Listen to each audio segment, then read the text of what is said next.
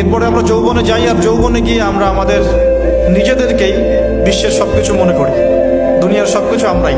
এই যৌবনকালটাকে আমরা বেশিরভাগ যুবকই আল্লাহ পাকের পথে উৎসর্গ করার মানসিকতা রাখি না। আমরা আনন্দ ফুর্তি, খেলতামাশা, হারাম অ্যাফেয়ার্স, মাদকদ্রব্য, কোনো কোনো সময় পলিটিক্যাল অ্যাফেয়ার্স, এইসবে ব্যস্ত হয়ে থাকি। যৌবনটা আমরা এভাবে নষ্ট করি বেশিরভাগ মানুষ। এরপরে আমরা চলে যাই জব সেকশনে। বিবাহ শাদী করার পরে রেসপন্সিবিলিটি আসে, জবে ঢুকি, জব করি, স্ত্রী সন্তান হয়, তাদেরকে ভরণ পোষণ দিতে হয়। আল্লাহকে ডাকার সময়টা খুব একটা হয়ে ওঠে না। শেষ বয়সে গিয়ে ফিকির হয় যে আমার জীবন থেকে 40-50 ইয়ার্স চলে গেছে, now I should you turn towards আল্লাহ সুবহানাহু ওয়া তাআলা। ব্যাস, তখন আমি চিন্তা করে একটা চিল্লা দিব, একটা উমরা করব বা একটা হজ করব, এবং আমি আমার সমস্ত সিন থেকে মুক্ত হয়ে যাব। আমরা একটা গতানুগতিক লাইফস্টাইল অভ্যস্ত হয়ে গেছে। সকাল থেকে শুরু করে রাত পর্যন্ত ম্যাক্সিমাম মানুষের চিন্তা এখন বস্তুবাদিতা। বস্তুবাদিতা মানে ম্যাটেরিয়ালিজম, দুনিয়া, দুনিয়া এবং দুনিয়া। কি করলে আমার দুনিয়াতে ভালো হবে, কি করলে আমার খাবারটা ভালো হবে, বাড়িটা ভালো হবে, রিজিকটা ভালো হবে, আমার স্ত্রী সন্তান একটু ভালো থাকবে। এই যে চিন্তাগুলো, আল্লাহ এবং তার রাসূলকে অ্যাভয়েড করে যে চিন্তাগুলো, এই চিন্তাটাকে আমরা বলি বস্তুবাদিতা, ম্যাটেরিয়ালিজম। দেখবেন গতানুগতিক লাইফস্টাইলে এখন এই পৃথিবীর বেশিরভাগ মানুষ বস্তুবাদী। এটা দেখার জন্য, বোঝার জন্য জাস্ট আপনার হৃদয়ের চোখ, হৃদয়ের কান, হৃদয়ের ইন্দ্রিয়গুলো একটু উন্মুক্ত করতে হবে। আর হৃদয়ের চোখ, হৃদয়ের কান উন্মুক্ত হবে তখনই যখন আমরা আল্লাহ এবং তার রাসূলের সামনে আত্মসমর্পণ করব, তার আগে নয়। তো বেশিরভাগ মানুষ বস্তুবাদিতায় লিপ্ত থাকে।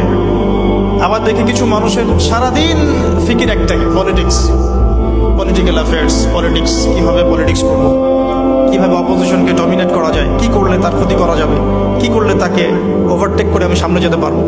কিছু মানুষের চিন্তা ইকোনমিক সেকশনে, আল মাল, কীভাবে মাল অর্জন করা যাবে। আমার 2 তলা বাড়ি আছে, কিভাবে 4 তলা হবে। 2টা বিজনেস আছে, কিভাবে 10টা হবে, 5টা হবে। আমার 100% জমি আছে, কিভাবে 200% হবে। আল মাল। এই শ্রেণীর মানুষকে নবী সাল্লাল্লাহু আলাইহি ওয়াসাল্লাম আব্দুদ দিনার বলেছেন, দিনারের দাস। আব্দুল্লাহ নয়, আল্লাহর দাস নয়, দিনারের দাস।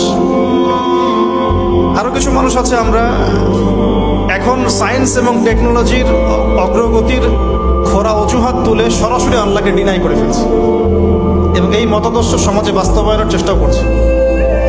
এডুকেশন সেক্টরে হোক, সংস্কৃতির নামে হোক, সামাজিক অ্যাসোসিয়েশনের নামে হোক, মুক্ত চিন্তার নামে হোক, আমরা ডে বাই ডে যুব সমাজের একটা বড় অংশকে এজেস বানাচ্ছি।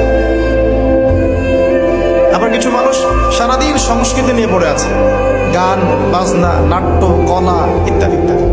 কিছু মানুষ সারাটা জীবন ঢোল তবলায় কাটিয়ে দিয়েছে। কিছু মানুষ সারাটা জীবন একটা গিটারকে নিয়ে কাটিয়ে দিয়েছে, একটা মিউজিক্যাল ইনস্ট্রুমেন্ট নিয়ে কাটিয়ে দিয়েছে। কিছু কিছু দিনী বোন সারাটা জীবন অপসংস্কৃতির অন্ধ অনুকরণে কাটিয়ে দিচ্ছেন। এবং আপনাদের কাছে, সরি ফর মাই ল্যাঙ্গুয়েজ, অনেক সময় মনে হচ্ছে সৌন্দর্যই সবকিছু। আল্লাহ রাব্বুল আলামিন হয়তো বা মনে হয় আমার বাহ্যিক সৌন্দর্য দেখেই বিচার করবেন, আপনার। কিছু কিছু যুব সমাজ সারাদিন PUBG, free fire, mobile games, addiction, YouTubing, Facebooking, অস্থির অবস্থা, অস্থির। ঠান্ডা মাথায় 1 সেকেন্ড বসে চিন্তা করতে চাচ্ছে না যে তাকে আল্লাহ বা কেন সৃষ্টি করেছে। তো এরকম ভেরিয়াস কাইন্ডস অফ পিপল আমাদের এই সমাজের মধ্যে, যে কোনো কান্ট্রির দিকে আপনি তাকাবেন এই দৃশ্যটাই পাবেন। এর মধ্যে গুটি কয়েক কিছু মানুষ আপনি পাবেন, ক্বালিলুম মিন ইবাদিয়াশ শাকুর, আমার শুকরগুজার বান্দা, আল্লাহ বলেছেন খুব অল্প হবে। অল্প কিছু মানুষ ইসলাম চর্চা করার চেষ্টা করছে। আমি ওই সেন্সে কথা বলছি না যে সারা বিশ্বে 200 কোটি মুসলিম, 300 কোটি মুসলিম, 500 কোটি মুসলিম, বাংলাদেশে 90% মুসলিম, এই ধরনের গতানুগতিক পরিসংখ্যানে আমি বিশ্বাস করি না। যখন ইসলামের ডেফিনেশনটা আপনি আজকে বুঝে যাবেন বাসায়, তখন আপনি নিজেও চিন্তা করবেন যে আসলে আমরা মুসলিম আছি কিনা। সংখ্যা তো বসিয়ে দিলাম 90% মুসলিম, ঠিক আছে।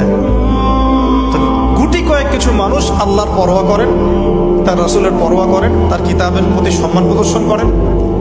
এই মানুষগুলোর মধ্যে কয়েকটা ভাগ আছে। এক ভাগ মানুষ পরিপূর্ণ মুমিন, মাশাআল্লাহ, আমরা দোয়া করি আল্লাহ পাক তাদের সংখ্যা বাড়িয়ে দেন। এক ভাগ মানুষ আছেন পরিপূর্ণ মুসলিম, উদখুলু ফিস-সিলমি কাফার উপর আমল করে, অর্থাৎ তোমরা পরিপূর্ণরূপে ইসলামে প্রবেশ করো, এই আয়াতের উপর তারা আমল করে। এক শ্রেণীর মানুষ আছেন মুযাবযাবিনা বাইনাহুম, মানে ডান বামের মাঝখানে থাকেন, যখন স্রোত যেদিকে সেদিকে ফ্লো। এবং এর মধ্যে কিছু দাড়ি টুপিওয়ালা মানুষও আছে, যেদিকে ফ্লো সেদিকে কথা, যেদিকে ফ্লো সেদিকে অ্যাক্টিভিটিস, তার নিজস্ব একটা স্বতন্ত্র অবস্থান নাই, এটাই হক, এরকম একটা অবস্থান নাই। কিছু মানুষ আছেন আল্লাহ এবং তার রাসূলকে বিশ্বাস করেন, কিন্তু কাজ করতে গিয়ে কবিরা গুনাহে লিপ্ত হচ্ছে, সুদ খাচ্ছে, মদ খাচ্ছে, জেনা করছে, পরকীয়ায় লিপ্ত হচ্ছে, হারাম অ্যাফেয়ার্সে আছে, নোংরা মুভিজ দেখছে, আস্তাগফিরুল্লাহ। কিছু মানুষ আছেন পার্ট টাইম মুসলিম, শুক্রবারে আপনি তাদেরকে পাবেন, ঈদের দিনে পাবেন, কোন একটা কনফারেন্সে পাবেন, আপনি 5 ওয়াক্ত নামাজে পাবেন না। আপনি এর মধ্যে পাবেন কিছু প্রোটেস্ট্যান্ট মুসলিম। প্রোটেস্ট্যান্ট কেমন? কালিমা তো পড়েছি, লা ইলাহা ইল্লাল্লাহ, আল্লাহ মাফ করে দিবেন, এই যে চিন্তা মাথায় বসিয়ে নিয়েছে, সে আমলকে ইমানের অংশ মনে করছে না। কালিমা একদিন পড়েছি, লা ইলাহা ইল্লাল্লাহ মুহাম্মাদুর রাসূলুল্লাহ, ব্যাস আমি জান্নাতে চলে যাব, প্রোটেস্ট্যান্ট ভার্সন অফ ইসলাম।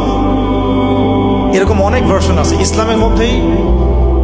কেউ আছে সুবিধাবাদী মুসলিম, কেউ ফাসেক মুসলিম, কেউ জালেম মুসলিম, কেউ হচ্ছে মুনাফিক টাইপের, কেউ প্রোটেস্ট্যান্ট। খাঁটি আল্লাহর বান্দা, খাঁটি মুমিন, খাঁটি মুসলিম, এই মানুষগুলোকে মোটিভেট করার জন্য আজকের টপিক